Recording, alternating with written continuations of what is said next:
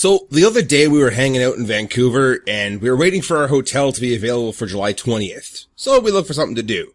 We decided that Abby probably wanted to play, so we looked for a park, and since I wanted to also watch planes take off, we decided to look for one near the airport.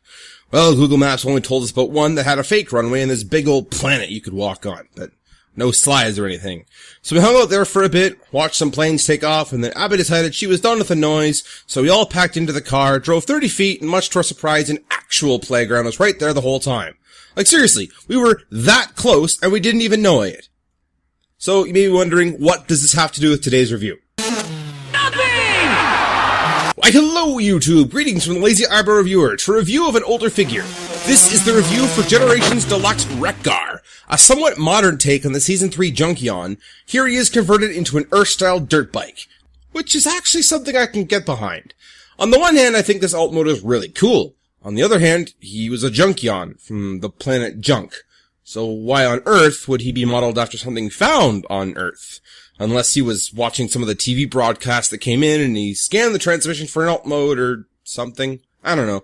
The logic behind this is a real cliffhanger! But yeah, just a really great bike through and through, save for one thing. These handlebars up here, they're made of family-friendly, FDA-approved rubber, and for transformation you have to rotate them inwards, and there's a lot of movement to them, and pushing, and tolerances to watch for, and whatnot. Basically, this broke on me, and now he's only got the one handlebar. It's kinda sad because this was such an awesome bike mode. But on the other hand, he is a Junkion from the planet Junk. You'd kinda figure the bikes these guys will all turn into would be dilapidated and falling apart, and suffering late-stage robot leprosy, so it actually kinda works for this particular mode. Not to mention, it makes it much easier to do a no-hander. For size comparison, another deluxe bike. That being Combiner Wars Groove. And for both being similar size in bot mode, man, is Groove small in comparison. More so compared to the Legends version. ROTF Sideswipe, another deluxe, clearly not to scale. Combiner Wars Off-Road, GDO Cliff Jumper, Prime Tremagnus, and finally, World of Nintendo Waluigi doing his best Mario Kart Wii impression. Alrighty then, transformation. First take off the exhaust pipe, and man, we gotta stop there because this is super cool. I've seen exhaust pipe weaponry before, but this is extensive.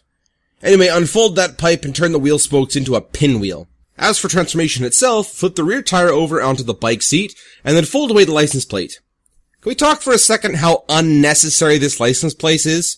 It serves zero purpose whatsoever to the bot mode. It literally makes its appearance strictly for the bike.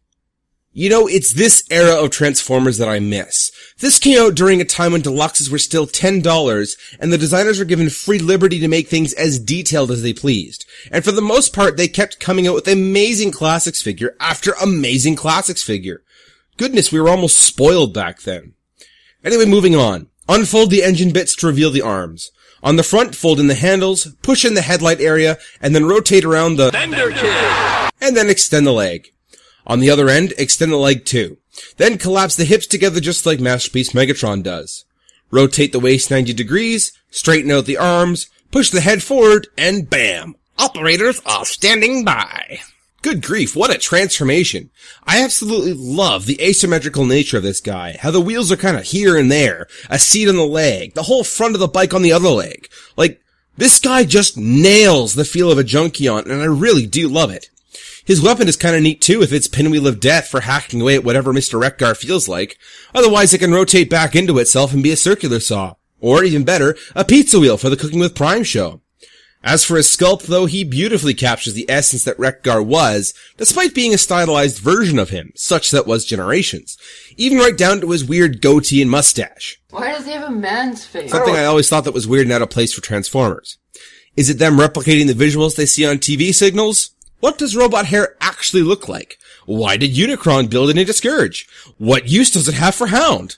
All these questions and more that I'll never have a good answer to and will baffle me forever. Otherwise, his articulation includes some decent light-piped red eyes, made all the more better by the back of the head that was made clear, almost like it was wrapped in a ball-jointed head, ball-jointed shoulders, swiveling biceps, single-jointed elbows, but beautifully designed so they can do a 180 without looking like a TFC Constructicon, and a swiveling wrist with some of those sweet 5mm conversational hands, something they evidently stopped making. Like way back then, we could be like, Come on, Groove, let's just talk about it. no! Ball jointed abs on a deluxe? Really? This makes for some ab crunch and swivel on a deluxe figure.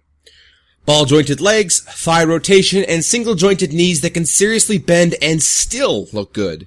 And finally, ball jointed heels. This can make for some dynamic posability with a wide range of options like picking something off the ground, some epic falcon knee of justicing, or some crazy wide splits. Wow, does reviewing something ever really make or break a figure for me?